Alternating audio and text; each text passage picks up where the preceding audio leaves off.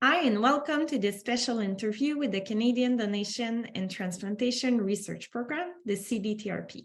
My name is Stephanie, and I'm the CDTRP Communications Manager. It is my pleasure to meet today with Dr. Puneeta Tandon and Dr. Dayna Lee-Baggley as part of the Mental Health Awareness Month. Puneeta is a professor of medicine at the University of Alberta, co-director of the Cirrhosis Care Clinic, transplant hepatologist, lead of the Cirrhosis Care Alberta Quality Improvement Program, and she's also the lead of the CIHR-funded Empower Randomized Control Trial, an online intervention for mental wellness. Sorry.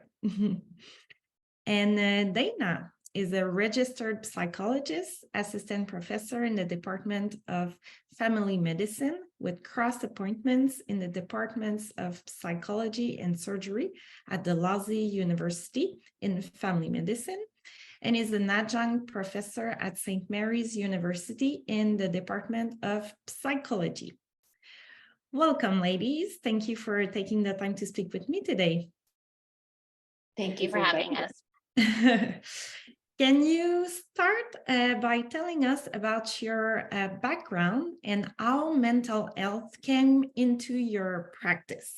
Puneeta, want to start? Yeah, sure, Stephanie. So as you mentioned, I'm a transplant hepatologist, and I practice at the University of Alberta.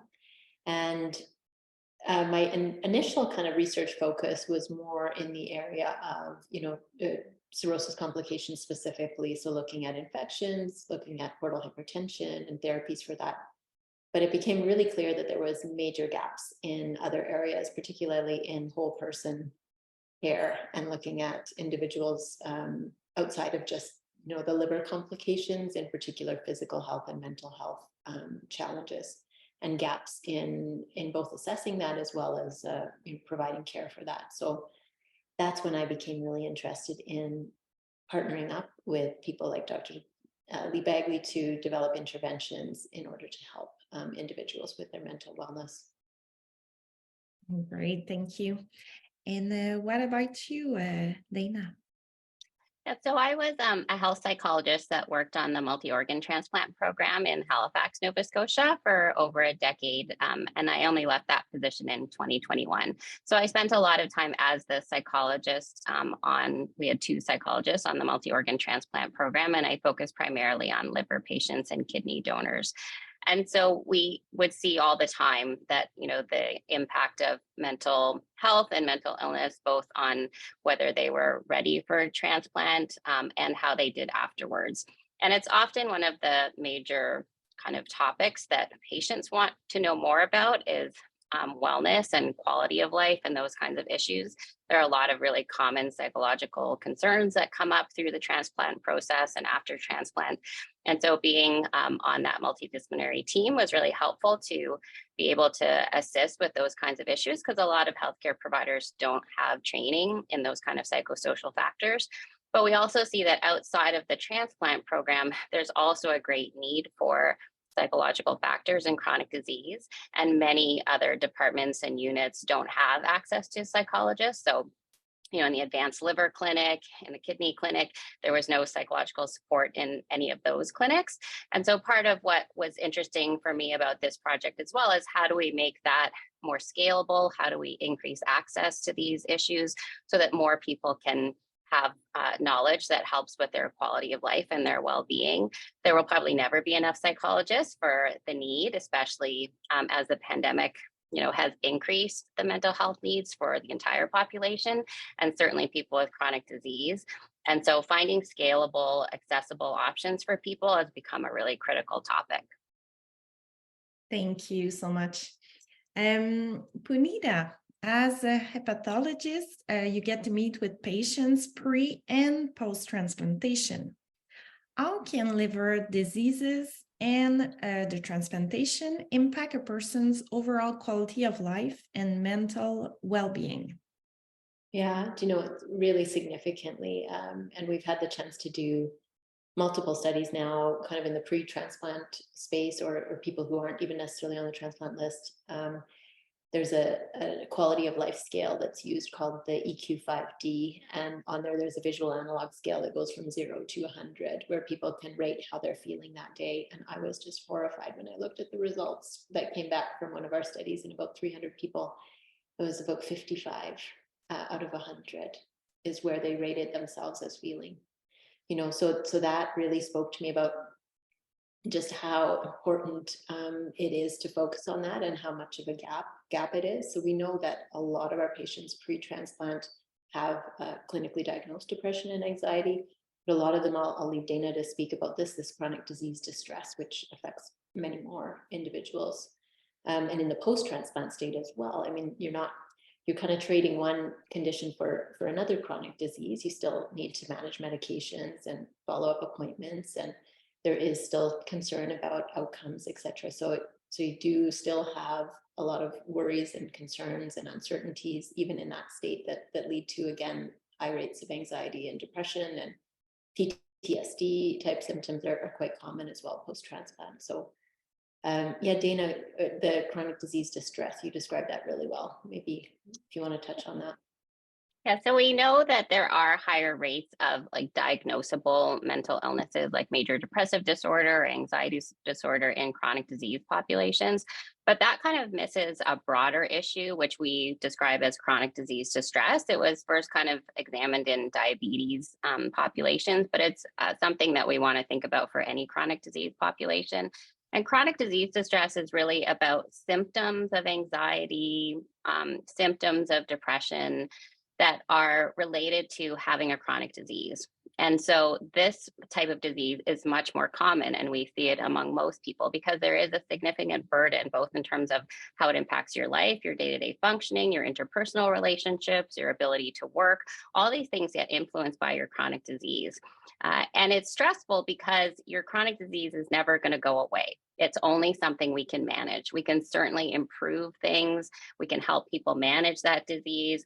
But by definition, it's not something that we cure or we get rid of. And so the source of your stress is never going to go away. And that's much different than somebody who's got a major depressive disorder without a chronic disease. There are things that we could, significantly change in their life that might alleviate those depressive symptoms. We can't alleviate the major source of distress in chronic disease distress. And so they really need a different set of skills to be able to help them manage that stress that is not going to go away. And so these are some of these skills that we actually do have a lot of skills we can help people with. We actually need to take that chronic disease into account when we're doing therapy, when we're doing treatment, when we're doing wellness, because we need to keep that in mind, that major stressor isn't going away. It's only something we can manage at best. And so we have lots of good ways that we can help people. But it needs to be kind of recognized and supported, and they need additional support on those kinds of elements. Mm-hmm. Oh, so interesting. And what do you think are some common misconceptions about seeking therapy for those mental health distress? Well, there's always a stigma around mental health. Some of that has decreased a bit during the pandemic as sort of everyone became distressed. I know one of my patients said, who had an anxiety disorder, said, well, I feel normal now because everybody's anxious, right? So it did kind of increase people's understanding of what it's like. And so it became easier for people to talk about it, but we still know there's a major stigma around it. And so lots of people don't get help, even though it would help them. And so the other aspect about that is that typically there's not enough resources. Even if people ask for help, there are long wait lists. Some clinics don't have access to a psychologist or social worker at all. And so this is, again, our interest in finding something that's scalable and accessible to give people some of those, very common issues and common skills that we know will help people that we routinely discuss with most patients. And so we can provide some of those skills in this kind of format and really give them some skills that will help. There will always be a group that probably needs more intensive care, but then we can save kind of the psychological services for those cases, but provide help with this chronic disease distress to a broader group. Mm-hmm. Thank you.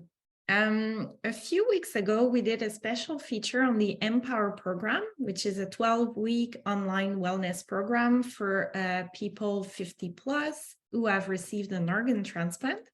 It stems from a CIHR and CDTRP supported project. Puneeta, you and Dayna have worked with a team of other experts and patient partners to develop this online program that is focused on psychology-informed coping skills, movement, and relaxation techniques, and also on tips from experts, both pre and post transplant. I'll make sure to put the link in the description box. So Dayna, would you be able to tell us about some of the content in the psychology portion of the program? Yes, so psychological aspects that are common in these chronic disease populations include both changing lifestyle, sort of like healthy habits. So how do you start and stick to healthy habits? And then also aspects like the chronic disease distress. And so both of those are kind of targeted in the program. We provide some evidence-based skills to help people start to and stick to healthy habits, which will improve their health if they're following their medical advice, including things like medication, but also dietary choices, physical activity. That will help manage their chronic disease. But even when you're doing everything right, your chronic disease can still be up and down, and it can still be progressive. And so then we also provide skills for coping with having a chronic disease. And so that's paired in a really lovely way with some of the expert advice, with movement activities, meditations, and again, what we've seen in our previous studies is that it's really helped patients, and we get a lot of good feedback in terms of what it's like for them to take the program. Such a great program. And Puneeta, can you talk about the other parts of the program? Yeah, so I think Dayna's touched on that, but definitely it's a beautiful pairing of, I think, the psychology content, the how to stick to healthy habits, and then how to cope, like she said, but also teaching some relaxation techniques that are very evidence-based. So we get into breathwork practices, short meditations. So we've gotten comments back from people saying, I never thought I could, quiet my mind for a little bit, and wow, finally I was able to. So those sorts of things are really nice to hear. Simple breathwork techniques that I mentioned that include things like belly breathing, and just people noticing how, again, relaxing that is and how accessible it is in the moment when you're stressed. So things that they can use in the moment, things that they can use for the rest of their life, really, to help them to cope. And our studies so far have shown about 30% reductions in depression and anxiety scores, and some improvements in fatigue as well. And like Dayna mentioned, we always do qualitative interviews, which means we ask patients about their experience, and we try and listen to that feedback and make each version of the program better. So we've got a lot of data that way as well. Very impressive, 30%. This is good. It shows that very small actions can make a big impact on your life. Any final words before we go about the Empower program or about the Mental Health Awareness Month? I would. Yeah, you go first. Okay, well, yeah, you go first. I'll go second. Oh, okay. No, I was just going to encourage people to sign up, and it's really easy. There's a link that will be shared, hopefully, and we've got an email on there, and the team's happy to talk to anybody who has questions about it before they sign up, just to see whether it would be for them or not. And the trial itself randomizes people into 3 groups of support, but everyone at the end gets the program. So even if you're in the control group to start with, you would still get access to the program at the end. And yes, we'd love to meet you all. Yeah, I would just add that, it's really meaningful and important for us to be offering these kinds of programs for people with chronic disease. But I would just say we also recognize that healthcare providers are also under an enormous amount of strain and burnout. And when we're talking about mental health, we should also be, keeping in mind the enormous strain that healthcare workers are under.